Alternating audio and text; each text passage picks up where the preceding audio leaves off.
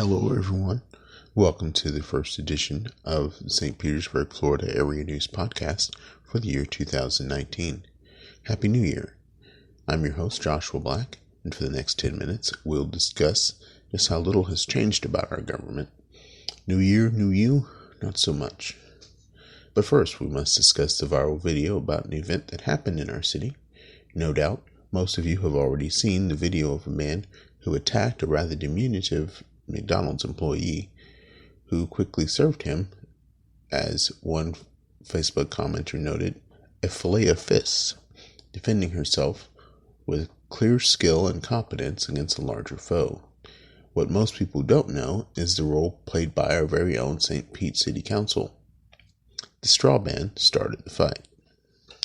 That's right, homeless man was accustomed to simply retrieving whatever number of straws he desired readily from the counter with the condiments. In compliance with the new ordinance, this restaurant had moved to a request-only policy that prohibited distribution of straws without specific request from the guest. The lady was explaining the restaurant's compliance with this unjust statute when the man attacked her. No doubt the city and the tyrants who pushed the measure will disavow any responsibility for the hostility created by this unnecessary rule.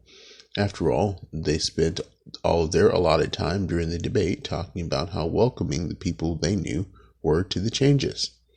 Never mind what a new mother might have to deal with from a customer with less class than these folks are generally accustomed to dealing with. The topic was all over the news, so it was no surprise it didn't really merit discussion from the dais today. What was surprising was the fact that around 9:37 a.m., new chair Charlie Gertis recessed the city council meeting so that members could attend some event. That event turned out to be an award ceremony in which former New York City Mayor Michael Bloomberg awarded the city $2.5 million in resources and staff, not cash, so who knows whether this donation valuation is accurate, to help them accelerate their sustainability initiatives, of which banning straws, polystyrene, and other supposed environmental hazards is a significant part. Interestingly, though, according to the Tampa Bay Times article that covered the event, Bloomberg didn't seem to know about the recent history of environment-damaging sewage spills by the city and its contractors. Judging by the gala held at City Hall after the city council meeting was over, he didn't seem bothered by it either. Speaking of the spills, Claude was back reporting on 6 spills of reclaimed water. If you've ever wondered why sprinkler systems in St. Pete smell so bad, it's because the water in them is only partially treated, which he said were caused by clamps on the mains failing over time. He said there is no static life expectancy because components like this have always failed at different stages of service. He expects the Florida Department of Environmental Protection, FDEP, to issue a fine later. In the meantime, the city is paying $25,000 in fines for spills documented between the middle of October and the middle of December. There was more peer spending, as there is supposedly money left over from the $70 million previously allocated for the project. City staff said that there have been actually more than $2 million in costs not realized while completing other portions of the project, allowing them to request certain accommodations for the new tenant, Doc Ford's. There was also more regulation talk as the city held the first meeting of a 2-part quasi-judicial proceeding regarding the rezoning of a mobile home park between 1st and 4th Street North at 54th Avenue North. The owner previously bought all the units on the site, which is important because of state regulations, and now wants to convert the entire property into apartments.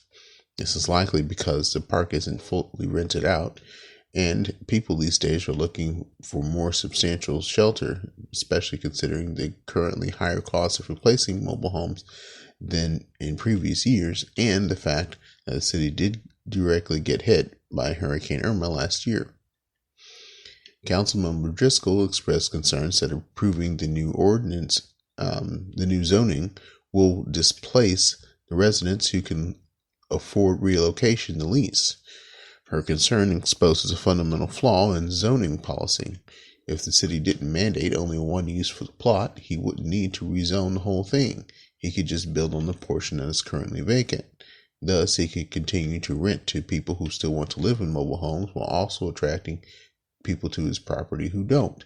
It wouldn't be much different from several portions of Pinellas Park, a neighboring city that has apartment complexes right next to mobile homes.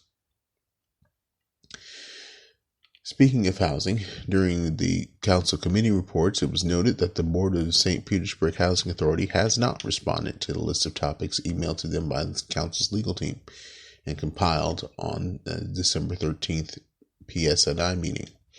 There is still a hold on the time slot for the committee of the whole meeting on January 31st. It should be announced at the end of this week whether that meeting will take place. Now, unfortunately, for all my big talk about the importance of doing so, this week I forgot to read the consent agenda when it came out on Monday. In it were the usual waste items, but also an item of unique interest, a $5,000 award from the U.S. Department of Justice to the Saint Petersburg Police Department from the asset forfeiture program. During the open forum, I explained my strong reservations about the measure to the entire council. Good evening, council members. I was looking over the consent agenda, and I should have read it on Monday when it came out. I would have brought this up to you at that time. The items on CB 12 and 15 was informed it's a duplicate, but we have the City Police Department receiving $5,000 from the Federal Justice Forfeiture Fund. Our police department is profiting from an immoral practice of the federal government. Asset forfeiture should not take unless the owner of the property is refusing to pay a just fine to the victim for his actions. The police department is not receiving this money because it was victimized. The funds were disbursed by the federal government because they have helped, because the police department to get the asset seized in the first place, and it was not seized for remuneration to any victim, else there would be no money left for the PD to receive. This is perverse and should not continue. Civil asset forfeiture is a very wicked practice by our federal government, started, if my recollection is correct, during the Reagan administration, where in their pretense to fight the war on drugs, they steal people's cars and money and businesses, saying that they were used in a crime, but they may not charge the owner of the property with a crime, and they don't wait for the conviction of the owner in order to forfeit the property to the government agency. It is evil, and our police department should not be part of that. So I will, if you see an item like this again, I beg you not to approve it. Pull it off the consent agenda and vote it down, please. Thank you.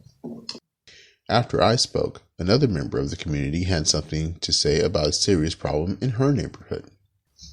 Happy New Year, Council. My name is Shalisa Blackshear. I'm here to request appropriate public safety infrastructure along 22nd Avenue South, which is in District 6, between the neighborhoods of Harbordale and Bartlett Park. I would like to thank Councilman Cornell for getting the ball rolling for me.